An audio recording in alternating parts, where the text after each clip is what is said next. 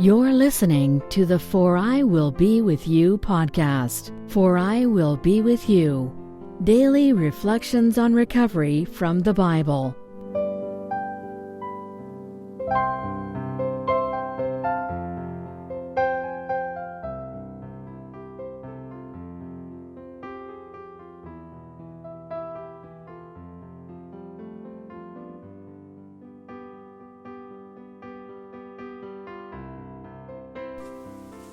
Welcome back to the For I'll Be With You podcast for the 47th week of the year from November 18th to November 24th, covering Deuteronomy 11:13 to Deuteronomy 14:21. Deuteronomy 11:13 to 11:14 says, "It will be that if you hearken to my commandments that I command you today, to love God your God, and to serve him with all your heart and with all your soul, then I shall provide rain for your land in its proper time, the early and late rains, that you may gather in your grain, your wine, and your oil." So this is a section of the Bible that is actually said in Jewish prayer cycle twice a day. So it's very familiar to Jewish people who pray daily. It's talking about, and in specific terms, about an agrarian society where, if you're a farmer, rain is the all important element in your growing of your crops. And really, if you're not in a place with sophisticated irrigation or whatever, rain is really essential for staying alive. If it doesn't rain for a long enough period of time, you're basically going to starve to death, and there were no supermarkets back in this day when this was said. And Moses is reminding the Israelites that the rain, which leads to their sustenance and their livelihoods, comes from following the commandments. If you hearken to my commandments, then I shall provide rain. This type of theme comes up a lot in the book of Deuteronomy. A fairly clear sort of, logical deal being offered. Follow my rules and you will benefit. Don't follow my rules and you'll be in trouble. And this can be good for us in recovery. It's pretty clear. Follow the steps, work on conscious contact with God, make amends. When you're wrong, promptly admit it, and on and on. And then God will provide the rain that you need in your life. Whatever that rain is, we all have, some of us might be farmers still, but most of us get our sustenance in other ways. But we still need rain, so to speak. What is it that's going to make it rain in our lives to allow us to prosper, or at least to live? Not everybody gets a huge bounty, right? God doesn't promise us a utopia. We have challenges to work out, but we can get what we need, and maybe even more than we need, if we begin by listening to the commandments and following God's will for us. Deuteronomy 11:26 says simply, "See, I present before you today a blessing and a curse." Again, this is the very basic, what they call the Deuteronomic theology. That if you follow, it's very simple. If you follow God's law, you're going to be okay. If you don't follow God's will, you won't be okay. Now, life can be more complicated than that, but this book of Deuteronomy is helpful because it really lays it out in basic terms that we can all understand. And one thing that's interesting about this verse is it begins with the word see. It's about seeing something, looking at this, look at something. The sentence captures this idea that if you are able to see something clearly, then you might be able to act on it. And, I think in addiction, a lot of people will tell you, and I can tell you this from my own experience, that people who've lived through addiction will tell you that it often robbed them of their ability to see what was really going on in their lives. Addiction is a form of blindness, both in moral and practical terms. And it doesn't literally mean that you're blind or that, although in some cases it could be, we certainly know people who've had accidents and things where they've lost their sight, either temporarily or permanently. But what it could mean, for example, is that some addicts sometimes wake up to what's going on in their lives, and they are able to see themselves for what they've truly become, not what they think they are. It's sort of like looking in the mirror and seeing what's really there in the mirror versus what you wish were in the mirror. And it doesn't really mean that your appearance might have changed, although certainly some people's appearance can change radically when they become addicted to drugs or drink excessive amounts of alcohol. But it's more like, can you see what kind of person you've become? If you can see it and it's not a pretty picture, maybe you can do something about it. Can you see, if you look in the mirror, that your life has started to revolve around drugs and alcohol, or self-destructive compulsions like gambling or sex, addiction? In recovery, we can pray that God opens our eyes and gives us an accurate, complete visual of who we are. And maybe this visual cue to the future will help us set up a path to recovery. So this verse, just to continuing back with it and going a little further, 11:26 to 11:27 reads, "See, I present before you today a blessing and a curse. The blessing, that you hearken to the commandments of God, your God, that I command you today." Moses presents a blessing to the Israelites, that they hearken, meaning to listen, like hear, hearken to the commandments of God, whom Moses describes as your God. Okay? He's talking to us. Each of us has our God. We each have a personal God. Moses refers to it as your God. He's talking to you. There's God for every individual. It's not their God, it's our God. And your God. It's a personal God. It speaks to us both as individuals and a group. And there are a couple of ways to interpret this. One is that the blessing comes from listening to God's commandments, meaning we'll be blessed when we hear God's will for us and commandments and follow them. Another way to look at it is that the blessing is simply in being able to hear the commandments. That just being able to hear God's voice is enough to ensure blessing in our lives. And maybe we experience some aspects of this at different times.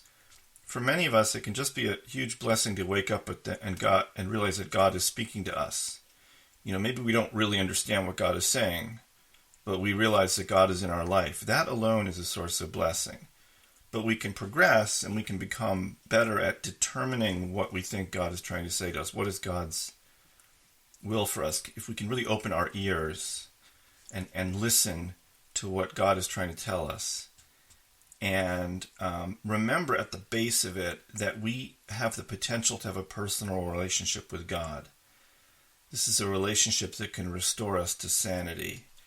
And I know for myself and for other people I know in the program, this idea that if you're struggling in your life, that you have an ability to hear the words of the most powerful force in the universe. That force can help you through your struggles. Deuteronomy 12:11 says, "It shall be that the place where God, your God, will choose to rest his name, there you shall bring everything that I command you, your elevation offerings and your feast offerings, your tithes, and what you raise up with your hands, and the choicest of your vow offerings that you will vow to God." So what Moses is describing is the temple in Jerusalem. He's saying there'll be a place in the land where you're going where you will bring your offerings, your elevation offerings, your tithes, other offerings like the vow offering. So this is the temple, and it's still there. It's called the Temple Mount, and it's where there's the western wall of the temple. There's the Al-Aqsa Mosque on the top now. But that is the place. It's referred to in the Bible in many different places. And this is the place where God will rest his name. And in a more general sense, what Moses is saying is that God rests his name on the promised land. It's God's special place designated for the Israelites, a place where, after the miracles in the wilderness, the Israelites will be able to connect with God's presence at the temple. And of course, anyone can connect with God's presence in their daily lives. And for us, we should be aware that wherever we go in recovery, that is also potentially a resting place for God's name. This is definitely true. If you've been to meetings in places that are sort of unlikely to seem like a resting place for God's name, like the rec room of some community center or some place that's sort of dingy and horrible, but it can be a resting place for God's name. And certainly I have seen many holy things happen in the unlikeliest of places because the people brought God with them to the meeting. So this can be reassuring in a way. We can achieve a level of consciousness where we understand that God is with us in what we do wherever we go. At the same time, it might be a little scary that God is aware of our shortcomings and our mistakes no matter where we go. But God is merciful. We should lean toward the reassuring side of God's presence and endeavor to make his presence a cause for holiness wherever we are. Continuing on with Deuteronomy 12:11, says, "It shall be the place where God, your God, will choose to rest his name," referring to the temple. God understands that the Israelites will be at risk for losing their daily feelings of sanctity when they leave the wilderness and settle in the land. They've been in the wilderness for 40 years. They've been in a 40-year state of, spiritual holiness. They haven't had to do anything to earn a living or struggle much. They've just been they've been fed every day. They've been able to learn about God and pray and get ready to be in the promised land. But God understands that being in the land will be a little bit of a reality check. They're going to be settling the land, they're going to be farming, which is difficult work. They're going to be dealing with the economic uncertainties of farming. Sometimes it'll be a good year, sometimes it won't be. There'll be jealousy between people and struggles and fights and all kinds of things. There won't be any manna. There won't be a protective cloud of glory.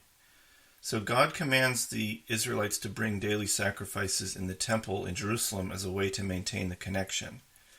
So if just as a sort of a detail to understand that the temple in Jerusalem was active, almost 24 hours a day. There was almost always something going on there. Offerings being made ritually and offerings being made by individuals who brought offerings. There was a lot of stuff happening there. It was a very busy and fascinating place. I've seen some interesting paintings that have been done, renderings of what it might have looked like. It's quite fascinating. Anyway, there's a lot of detail on the measurements of the temple, by the way. Like it's in the Talmud, the book of Jewish law, it describes exactly how large the building was and certain spaces inside of it and that kind of thing. Anyway, but just to get back to this idea that leaving the wilderness, leaving the wilderness is symbolic, I think, of what happens when we leave the fellowship and re-enter the outside world. And this can be as simple as going out of a meeting and back to work, which can be, doesn't seem like much, but can be pretty jarring to some of us. Or maybe more significantly, like being in treatment and then leaving treatment and going back into the outside world. And this is one of the reasons why, a good treatment program will have sort of a halfway process where you go into sober living and don't just, for a couple of weeks or whatever, don't just go right back to your old life. Because I know people who've relapsed after 30 days in recovery, literally like they were on their way to the airport or whatever and just told the taxi to take them to a bar, like they couldn't deal with it for more than an hour, and they just got drunk again, because they just couldn't deal with being back in reality after 30 days of healthy focus on recovery. And it's a struggle sometimes to maintain conscious contact with God as we transition out of focused, nurturing recovery settings. So you have to take the program with you. This is what the 12th step is all about. Practice these principles in all your affairs. It's also the 10th and 11th step. It's about maintaining conscious contact, seeking through prayer, meditation, and so forth, conducting yourself with program-based ethics and sober thinking at all times. And if you don't, do something about it, right? This is our way of doing the sacrifices in the place where God rests his name. That's, I think, our way to bring that to life in today's world. Deuteronomy 12:23 reads, "Only be strong, not to eat the blood, for the blood, it is the life, and you shall not eat the life with the meat." Okay, this is a detailed instruction about Jewish dietary law. And just so you understand it, is Jewish dietary law, kosher law, says you're not allowed to eat blood, even if it's inside a piece of meat. This is why kosher meat is salted with rock salt before it's cooked. It's supposed to soak up the blood from the meat, at least sort of symbolically it does. And what this is also referring to is that in the old days, and this still happens in certain places, like I think in Africa, people will actually eat blood from a live animal, which, and I'm not judging this at all, it's a way to have protein in your diet without killing the animal. But it's also one of the reasons this law is highlighted is that it's understood that in certain animistic or idol-worshipping societies, people would eat the blood of animals they worshipped. It was like a way to commune with their god or whatever. And so this is strictly forbidden for a Jew, or any monotheist really, to be involved in an animistic slaughtering of an animal because you worship the animal. And it's also part of an idea in kosher dietary law, and this is all very detailed, but there's a reason it's worth explaining. One of the basic principles of kosher dietary law is that God is saying to Israelites, you have permission to eat certain animals that I created. I, God, created these animals. You may eat them, okay? But you may not humiliate these animals. You may not degrade them. Don't revel in the destruction of an animal's life by consuming its blood. This is you have to respect the animal. That's why kosher slaughtering, at least it was at the time that it was instructed, the Israelites considered it a relatively painless way of slaughtering the animals. Like, don't inflict unnecessary pain. Don't, enjoy yourself eating the blood. Have some respect for the animal. God allows you to eat it, but that's all. And I think that in recovery, I see this as a connection of there's an idea that we have in recovery that bad people can trigger us. Certain people and places can trigger us, and then it's kind of the addictive behavior kind of gets in our blood, so to speak. That's why, and I see a connection between not eating the blood of an animal that you're worshiping and not letting a toxic person get in your blood, so to speak. We can't afford to taint our blood with behaviors and people that threaten to throw us back into the cycle of addiction. Deuteronomy 14:21 shares another kosher dietary law that might be more familiar to people. It says, "You shall not cook a kid in its mother's milk." Now, a kid means a lamb, not a human person, not a human child. You shall not cook a kid. You do not cook a lamb in its mother's milk. And this is, again, the idea is that you're not supposed to humiliate the animal by, cooking its baby in your milk. And this has been taken in general in kosher law. Jews are not supposed to mix milk and meat together in food, so you can't have a cheeseburger. But it's based again on this idea. God is allowing the Israelites to eat certain animals, but you cannot mistreat these animals. You cannot humiliate them. And people have different opinions about whether this makes any real difference to the animal. Does the animal really know what's going on? It doesn't really matter. The point here is that in spiritual terms, this is an important law for the following reason, and there's probably other reasons, but this reason is significant. If we are supposed to take the feelings of an animal seriously, then how much more seriously should we take the feelings of our fellow people? Treating everyone in your life, especially fellow recovering addicts, with care is essential to good recovery.